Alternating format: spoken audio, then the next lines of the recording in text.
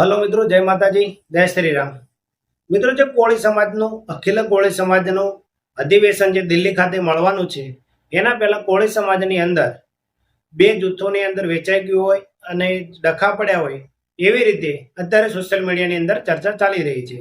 શું છે આ સમગ્ર મામલો, એના વિશે અત્યારે આપણે વિગતે વાતચીત કરીશું. તો મિત્રો, જે અખિલ ભારતીય કોળી સમાજનું અધિવેશન દિલ્હીની અંદર મળવાનું છે, જે પ્રથમ અધિવેશન જે 14 તારીખે જે મળવાનું છે, એ કુંવરભાઈ બાવળિયા બોલાવી રહ્યા છે પોતાની અધ્યક્ષસ્થાને, અને તેઓ પોતાને અખિલ કોળી સમાજ ભારતીય ના અધ્યક્ષ પણ બતાવી રહ્યા છે. અને જે બીજું અધિવેશન છે જે 21મી જૂને મળવાનું છે, અને એની અંદર ગુજરાતનું પ્રતિનિધિત્વ હીરાભાઈ સોલંકી જે ભાજપના નેતા છે અને કોળી સમાજના એક અગ્રણીય નેતા પણ છે, તેઓ ગુજરાતનું પ્રતિનિધિત્વ જે 14 નહીં પણ 21 તારીખે જે અધિવેશન દિલ્હી ખાતે મળવાનું છે એમાં તેઓ ગુજરાતનું પ્રતિનિધિત્વ કરવાના છે. તો મિત્રો, અત્યારે ગુજરાતની અંદર જે અખિલ ભારતીય કોળી સમાજનું જે અધિવેશન મળવાનું છે રાજધાની દિલ્હી ખાતે, એની અંદર બે ફાટા પડી ગયા છે અને બંને પોતપોતાને અધ્યક્ષ ગણાવી રહ્યા છે. એમાં સાચી હકીકત શું છે એના વિશે મિત્રો આજે આપણે વિગતે વાતચીત કરવાના છીએ. પરંતુ એના પહેલા, જો તમે મારી યુટ્યુબ ચેનલમાં નવા આવ્યા છો તો મારી ચેનલને સબસ્ક્રાઇબ કરી લેજો અને વિડીયોને લાઈક, શેર અને કોમેન્ટ કરી લેજો. તેનાથી હું આવા અદ્ભુત પ્રકારના વિડીયો તમારા માટે બનાવતો રહું. તો આ જે સમગ્ર મામલો છે અખિલ ભારતીય કોળી સમાજનો અધ્યક્ષનો, એના માટે કરીને જો એ વસ્તુ આપણે સમજવી હોય તો કોણ છે રાષ્ટ્રીય અધ્યક્ષ અને શું છે આની પ્રોસેસ અને કઈ રીતે સંગઠન અસ્તિત્વમાં આવ્યું, એના વિશે જો આપણે વિગતે વાતચીત કરવી હોય અને એનો ભૂતકાળ જાણવા જઈએ, અને ભૂતકાળમાં આપણે જો જોઈએ તો જે અખિલ ભારતીય કોળી સમાજનું અધિવેશન 2020ની અંદર રાજસ્થાનની અંદર મળ્યું હતું, અને જે રાજસ્થાનની અંદર મળ્યું હતું એની અંદર નક્કી થયું હતું કે ભાઈ લગાતાર 6 વર્ષથી કુંવરજીભાઈ બાવળિયા અખિલ ભારતીય કોળી સમાજના અધ્યક્ષ છે, અને જે 6 વર્ષ એટલે કે 3 વર્ષની ટર્મ હોય છે અખિલ ભારતીય કોળી સમાજના અધ્યક્ષ માટેની, એમાં લગાતાર 2 ટર્મથી કુંવરજી બાવળિયા હતા, એટલે તેઓ 6 વર્ષથી અધ્યક્ષ હતા. અને જ્યારે આ અધિવેશન મળે છે ત્યારે એવો ઠરાવ પાસ કરવામાં આવે છે અને એવું કહેવામાં આવે છે કે જે કુંવરભાઈ બાવળિયા 6 વર્ષથી જે અખિલ ભારતીય કોળી સમાજના અધ્યક્ષ હતા, એ સમયની અંદર કોળી સમાજનો કોઈ પણ જાતનો વિકાસ નથી થયો કે કોળી સમાજને કોઈ પણ જાતના કાર્યો થયા નથી. એટલા માટે કરીને કુંવરજીભાઈ બાવળિયાનો જે સમયગાળો હતો 6 વર્ષનો અધ્યક્ષનો, એક કાળા દિવસો તરીકે ગણવામાં આવે, એટલે કે બિલકુલ બ્લેક ડે તરીકે, બ્લેક લિસ્ટની જેમ ગણવામાં આવે, અને એમને અત્યારે ત્યાંથી અધ્યક્ષ સ્થાનથી હટાવવા જોઈએ. અને એટલા માટે કરીને કે રાજસ્થાનની અજમેરની અંદર જે અધ્યક્ષ માટેની જે કાર્યકારિણી મળી હતી 2020ની અંદર, ત્યાં નક્કી કરવામાં આવે છે ચૂંટણીનું કે આપણે હવે ચૂંટણી કરી અને નવા અધ્યક્ષને ચૂંટીએ. ત્યારે ચૂંટણીની અંદર 2 અધ્યક્ષના નામ નક્કી થાય છે. એમાં એક હોય છે સીકે પીઠાવાલા, જે સુરતના એક જાણીતા મોટા ઉદ્યોગપતિ, અને બીજા હોય છે અજીત પટેલ, એટલે કે અજીતભાઈ કોળી પટેલ, એમની જાતિના જ હોય છે.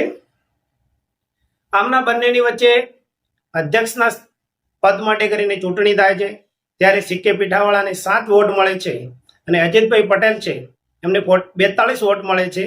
જે અજીતભાઈ પટેલને જે વોટ મળે છે 42, એ કુંવરજીભાઈ બાવળિયાના પક્ષમાં ના હતા ને, એ સામે પક્ષના હતા, અને સીકે પીઠેવાળા એ કુંવરજીભાઈ બાવળિયાના પક્ષના હતા. તેથી આ સમગ્ર મામલો જાય છે અદાલતની અંદર. કોર્ટની અંદર ગયા પછી આ મામલો પેન્ડિંગ ચાલતો હોય છે, અને અત્યારે કુંવરજીભાઈ બાવળિયા એવું કહે છે કે આ મામલો હજી કોર્ટની અંદર પેન્ડિંગ ચાલી રહ્યો છે, અને કોર્ટે મને એવું તો કીધું નથી કે તમે અધ્યક્ષ સ્થાને કે અધ્યક્ષ નથી. એટલા માટે જ્યાં સુધી આ મામલો પેન્ડિંગ ચાલી રહ્યો છે ત્યાં સુધી અખિલ ગુજરાત કોળી સમાજના તેમને અધ્યક્ષ બનાવવામાં આવે છે, અને ત્યારના પછી ત્યાંથી તેઓ પોતાને અધ્યક્ષ હોય છે, અને અત્યારે કેબિનેટ કક્ષાના રાજ્યના મંત્રી છે, એટલે તેઓ પોતાને અખિલ કોળી સમાજ ભારતીયના અધ્યક્ષ ગણાવી રહ્યા છે. પરંતુ વાસ્તવમાં હકીકત એવી છે કે અખિલ ભારતીય ગુજરાતના પ્રદેશના અધ્યક્ષ છે એ હીરાભાઈ સોલંકી છે, અને ઉપાધ્યક્ષ છે એ કાંતિભાઈ કરીને જે પટેલ છે, એ રાજકોટની અંદર અત્યારે રહે છે. આ બંને નેતાઓ છે. અને જે એ ચૂંટણી થાય છે એના પછી મામલો પેન્ડિંગ રહેવાના કારણે કુંવરજી બાવળિયા પોતાને અધ્યક્ષ ગણાવે છે, અને એમને ગુજરાતના કાર્યકારી અધ્યક્ષ પણ એ વખતે નિયુક્ત કરવામાં આવે છે.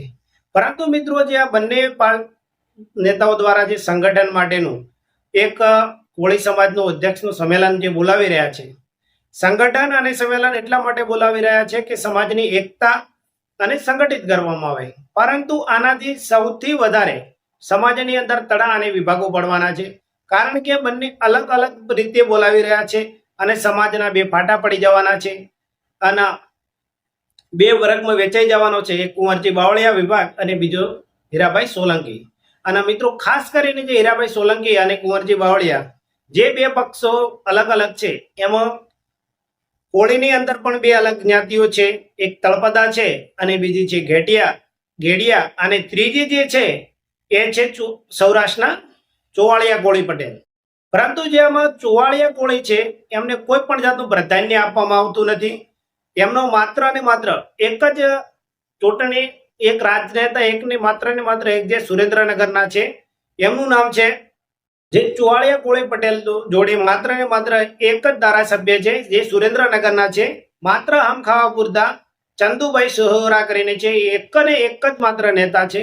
અને જ્યારે ઘેડિયા અને તળપદા કોળી પટેલોની સંખ્યાની અંદર જે બે અલગ અલગ જૂથો છે જેને બે નું રાજનીતિ કરી રહ્યા છે, ત્યારે કુંવરજી બાવળિયા અને હીરાભાઈ સોલંકી, આ બંને ગ્રુપોની અંદર 17 ધારાસભ્યો છે કોળી પટેલના અને બે સાંસદ સભ્યો છે, એક રાજેશભાઈ ચુડાસમા અને બીજા છે નીમુબેન બામણિયા જે ભાજપ ભાવનગરના છે.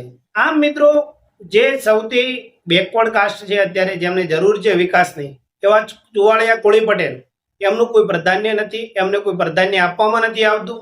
એમની વસ્તી 17% છે અને એમને આગળ લાવવાની અત્યારે જરૂર છે અને એ બહુ પછાત વર્ગ પણ છે. આમાં એમનું કોઈ ધ્યાન નથી દોરવામાં આવતું. માત્ર ને માત્ર બે જ્ઞાતિઓને લઈને ચાલે છે, એક ગેડિયા અને બીજા તળપદા.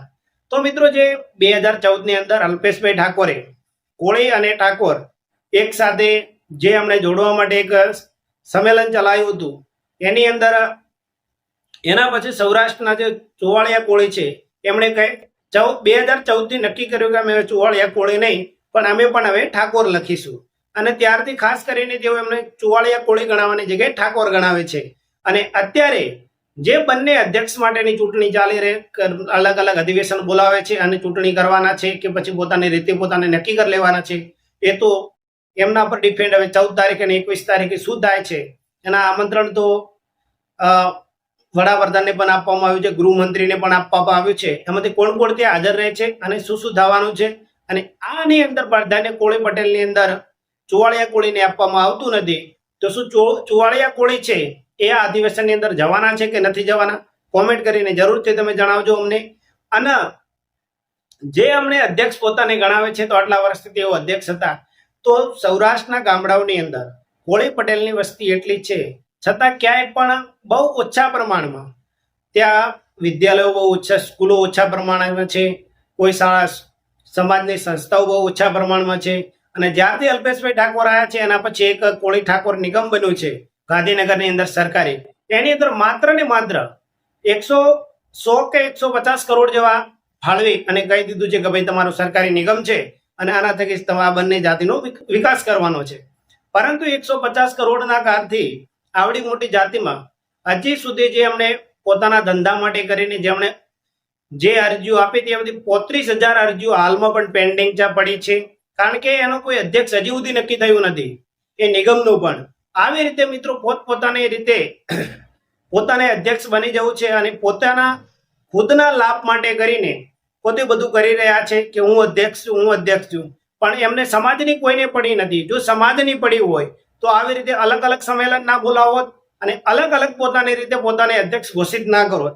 પોતાની રીતે બેસીને સમાજને નુકસાન ના થાય, સમાજની અંદર કોઈ વિભાગ ના પડે અને સમાજને કઈ રીતે આગળ લાવવું અને કઈ રીતે યુવાનો અને માતા દીકરીઓને શિક્ષણ આપી અને દીકરીઓ અને દીકરાઓને કઈ રીતે આગળ લઈ જવા, એ દરેક પ્રકારે વિચારણા કરી અને સાથે મળી અને એક સંમેલન બોલાવ્યું હોત તો નક્કી થાત કે આમણે છે સંગઠન માટે અને સમાજને સુસંગઠિત કરી અને સમાજને શિક્ષણના માર્ગે આગળ વધારવા માટે આ સંમેલન બોલાવી રહ્યા છે.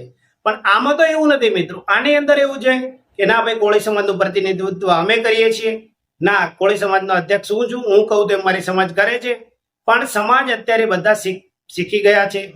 હવે આમાંથી બંનેના અલગ અલગ છે, અધિવેશનો મળવાના છે.